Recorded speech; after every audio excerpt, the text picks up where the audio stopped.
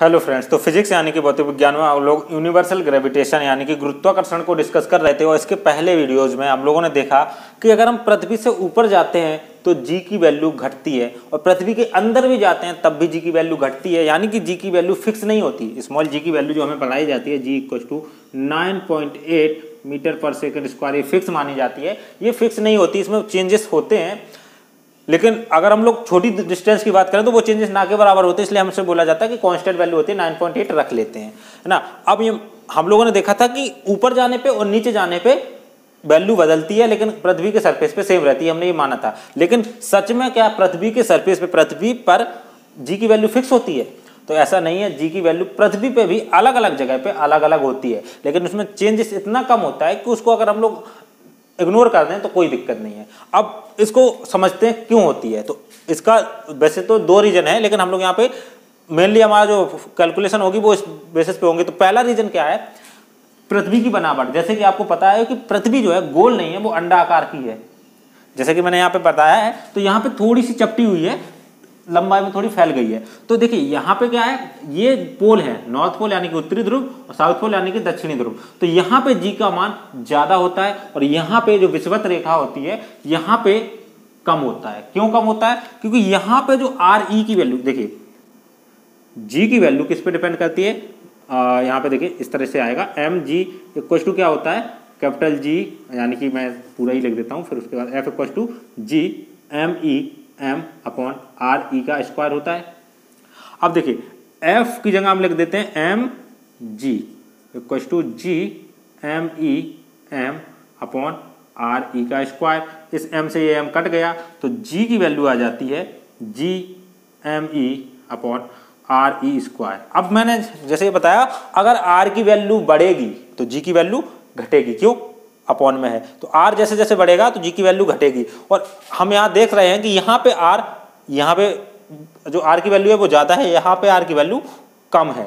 इसीलिए इस पॉइंट पे जी की वैल्यू जो होगी वो कम होगी, इस पॉइंट पे जी की वैल्यू ज्यादा होगी। जहां पे आर कम होगा वहां पे जी की वैल्यू ज्यादा होगी। तो इस पॉइंट पे और इस पॉइंट पे ज्यादा होती है। अब ये कितना अंतर होता है? यहाँ पे 21 किलोमीटर का अंतर होता है। यहाँ पे ये 21 किलोमीटर ज्यादा बड़ी वैल्यू होती है आर की, यहाँ पे 21 किलोमीटर कम होती है, यानी कि 21 किलोमीटर का अंतर होता है। तो उस वजह से भी जी की अलग अलग वैल्यू होती है। तो आप जैसे ऊपर चलते जाएंगे, यहाँ पे जी की वैल्यू क्या होगी, यहाँ पे आर की वैल्यू ज्यादा है तो जी की वैल्यू कम होगी। यहाँ पे सबसे कम, यहाँ से बढ़ते जाएंगे तो बढ़ती जाएगी जी की वैल्यू, यहाँ पे सबसे ज्यादा, फिर यहाँ से कम करने लगेगी। तो पोल जो हमारे पास यानी कि ध्रुव होते हैं, वहां पे जी की वैल्यू सबसे ज्यादा होती है।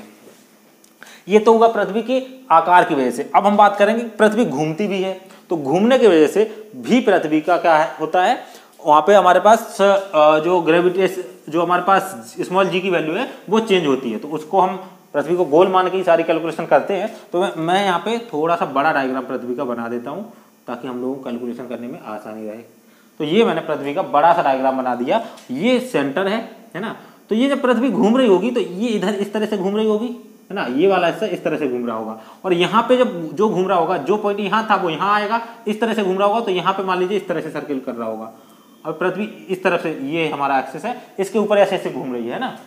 तो इसको ऐसे समझते हैं, मेरे पास ये है, हम लोग इसको मान लेते हैं पृथ्वी, और ये ऐसे घूम रही है ना, ऐसे घूम रही है, ऐसे ऐसे घूम रही है। तो ये वाला हिस्सा इस सर्कल में घूम रहा है, ये वाला हिस्सा इस सर्कल में घूम रहा है, यानी कि सेंटर वाला हिस्सा तो सही घूम रहा है, यहाँ तो इस तरीके से घूम रहा है, ये वाला हिस्सा इस तरीके से घूम रहा है। अब हम लोगों ने सर्कुलर मोशन यानी कि घूर्णन गति, वृत्तीय गति पढ़ा था। तो जब भी कोई चीज घूमती है, गोल गोल गति करती है, तो उस पर एक अवकेंद्री बल बाहर की ओर लगता है ना। तो यहाँ हम इस पॉइंट पर कैलकुलेशन करेंगे, और इसको हम चूंकि हम ये जनरल पॉइंट मान रहे हैं तो उसको इधर उधर खिसका सकते हैं। तो ये हमारे पास क्या है, आर ई, ये डिस्टेंस क्या है, आर ई, ये तो ठीक है।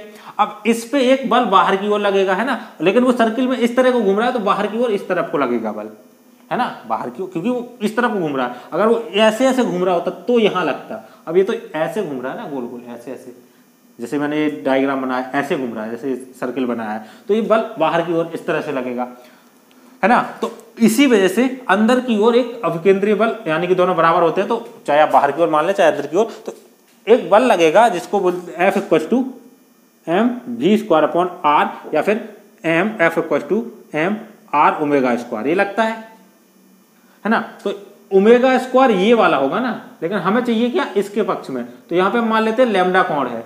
तो यहाँ पे जब भी लैम्डा कोण दिया जाता है तो ये मैंने आपको वेक्टर का, ये वेक्टर होता है तो वेक्टर का मैंने बताया था, ये एक्सेलरेशन है, इसको आप अल्फा मान सकते हैं, जैसे ए होता है ये सर्कुलर एक्सेलरेशन है। तो ये इस डायरेक्शन में हमें इस डायरेक्शन में लाना है, तो यहाँ पे हमें वेक्टर लैम्डा दिया हुआ है, तो इसको कॉस में, जब भी वेक्टर किसी वेक्टर के साथ कोण दिया जाता है उसको उस पक्ष में तोड़ने के लिए कॉस थीटा लगाते हैं। तो यहाँ पे एफ की जो वैल्यू हो जाएगी F equal to M R omega square या फिर R omega cos lambda square, ये हो जाएगा पूरा, क्योंकि ओमेगा ही चेंज हो रहा है तो कॉस थीटा उसके साथ चिपक जाएगा।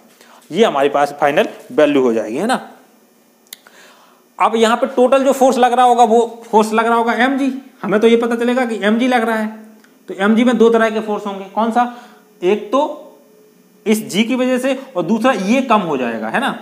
तो यहाँ पे अगर मान लेते हैं mg जो फोर्स लग रहा होगा वो किस वजह से लग रहा होगा, एक तो जो हमें ग्रेविटी मिल रही होगी यानी कि mg डैश की वजह से लग रहा होगा, दूसरा लग रहा होगा ये वाला फोर्स, तो प्लस m यानी कि फोर्स जो हम लिख रहे हैं r omega square cos square lambda, है ना, omega square cos square lambda. या फिर यूँ समझ लीजिए कि जो हमें पता चलेगा, जैसे मैंने लिफ्ट में बताया था कि हमें भार थोड़ा कम महसूस होता है, तो इसमें ही क्या है कि इसमें एक बल बाहर की ओर लगेगा तो अंदर की ओर बल थोड़ा कम महसूस होगा, तो हमें जी डैश जो होगा वो जी में से कुछ कम मिलेगा, और जी में से कम कितना मिलेगा, जितना ये त्वरण था, तो यानी कि R omega square cos square lambda ये मिलेगा, ये फाइनल रिजल्ट होगा। लेकिन हम इसको यहाँ से डेरिवेट करते हैं ना, तो यहाँ पे देखिए क्या होगा, यहाँ से m से m कट जाएगा, m को कॉमन लेके m से m कट गया, है ना। अब g डैश को हम इस तरफ, g डैश को यहीं रहने देते, इसको इस तरफ ले आते हैं, तो g डैश इक्वल टू हो जाएगा ये g, और इसको इस तरफ लाए ना, मैंने पलट दी, चलिए मैं इसको ऐसे ही रखता हूँ, g इसको इस तरफ लाएंगे तो माइनस हो जाएगा r omega square cos square lambda equal to g dash. अब मैं इसको इस तरफ और इसको इस तरफ लिख देता हूँ, तो हमारा g का जो फॉर्मूला हो जाएगा वो हो जाएगा g minus r omega square cos square lambda, है ना। ये हमारे पास फाइनल जी की वैल्यू हो गई, ये घूमने की वजह से हो गई, क्योंकि ये जब ये घूमेगा तो टोटल ग्रेविटेशन अंदर की ओर लगेगा, लेकिन एक बल बाहर की ओर लगेगा। जैसे आप रस्सी बांध के घुमाए ना, तो आपको क्या लगता है जैसे वो रस्सी आपको बाहर की ओर खींच रही है। अगर आप जोर से घुमाते जाएंगे और पत्थर बांध के रस्सी में, तो पत्थर आपको आपका हाथ बाहर की ओर खींचता है, ऐसा आपको लगता है। तो ये जो बल लग रहा है ये बाहर की ओर लग रहा है और टोटल जी नीचे अंदर की ओर लग रही है, तो कुछ कम हो जाएगा, वही कम हमने कर दिया। मतलब एक त्वरण में से दूसरा त्वरण, एक एक्सेलरेशन में से जो दूसरा एक्सेलरेशन है, या फिर यूँ कहें कि टोटल जो फोर्स था ये एफ था और ये एफ डैश था और ये वाला एफ था, है ना, ये एफ था।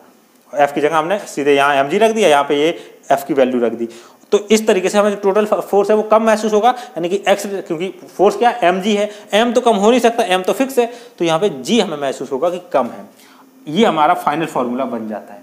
अब देखिए अगर हम बात करें इस पॉइंट पे, तो यहाँ पे क्या है, देखिए यहाँ पे बाहर की तरफ लग रहा होगा, ये अंदर की तरफ, तो जो लैम्डा है वो कितना हो जाएगा 0।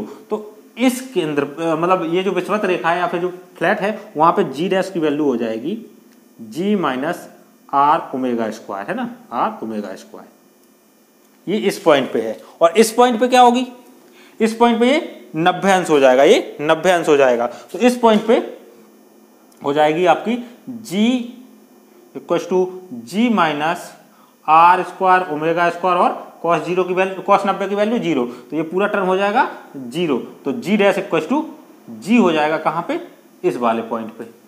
तो जो हम लोग बात करते हैं g की वैल्यू, तो यहाँ पे कांस्टेंट रहती है यहाँ पे, और जितने आप ऊपर आएंगे उस हिसाब से थीटा की वैल्यू बढ़ती जाएगी, और उस हिसाब से जैसे मैंने बताया यहाँ से वैल्यू घटना शुरू होती है और यहाँ तक घटती ही जाएगी, क्योंकि यहाँ पे घूम रहा है। और ये जो पॉइंट है ये कहीं नहीं घूम रहा, ये घूम ही नहीं रहा होगा, क्योंकि ये पॉइंट फिक्स है। और आगे जाएंगे तो और कम घूम रहा होगा, और आगे जाएंगे तो और बड़ा सर्किल बनेगा। तो ये पॉइंट है और ये पॉइंट है, ये घूम ही नहीं रहा है, तो यहाँ पे जी की वैल्यू फिक्स हो जाएगी, और यहाँ पे घूमने की वजह से यहाँ पे जी की वैल्यू चेंज होगी।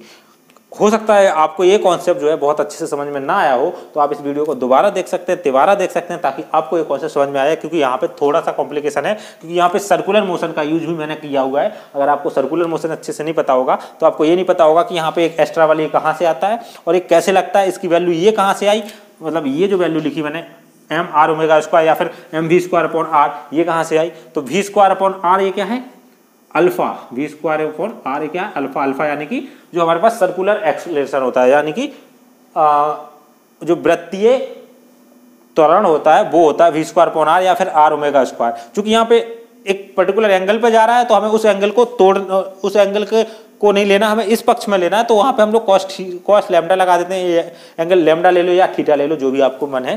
तो यहाँ पे इस तरीके से ये सारे कैलकुलेशन हो जाते हैं। तो आई होप कि आपको ये सारा का सारा कॉन्सेप्ट समझ में आया होगा कि जी की वैल्यू अलग अलग पॉइंट पे अलग अलग होती है, फिक्स नहीं होती, लेकिन इनका मान इतना माइन्यूट होता है, जैसे कहीं पे 9.81 हो जाएगा, कहीं पे 9.78 हो जाएगा, कहीं पे 9.79 हो जाएगा, कहीं पे 9.8 हो जाएगा। तो ये बहुत ही थोड़ी थोड़ी से चेंजेस हो रहे हैं, तो हम इसको फिक्स मान लेते हैं कि 9.8 हमारी फिक्स वैल्यू जी की होती है। लेकिन अगर हम लोग डिटेल में बात करें, क्योंकि ये ग्रेविटेशन चैप्टर ही हम डिटेल में पढ़ रहे हैं, तो यहाँ पे मैंने आपको बताया कि जी की वैल्यू हर जगह पे चेंज होती रहती है, तो ये फिक्स नहीं है। आई होप कि आपको ये सारे कॉन्सेप्ट समझ में आए होंगे। जैसा कि मैंने आपको बताया, अगर आपको ये वीडियो समझ में नहीं आया है तो आप इसको 2-3 बार देखेंगे तो आपको ये डेफिनेटली क्लियर हो जाएगा, क्योंकि यहाँ पे थोड़ा सा दूसरे चैप्टर के भी कॉन्सेप्ट्स हैं। तो अगर आपको वीडियो पसंद आए तो इसको लाइक जरूर कीजिए। कोई सुझाव है तो आप कमेंट बॉक्स में बिल्कुल बता सकते हैं, और अगर आपने अभी तक चैनल सब्सक्राइब नहीं किया तो सब्सक्राइब कीजिए, और अपने दोस्तों को भी इस चैनल के बारे में बताइए और उनसे भी सब्सक्राइब करवाइए, ताकि वो घर बैठे फिजिक्स आसानी से सीख सकें। मिलते हैं नेक्स्ट वीडियो पे। Thank you for watching.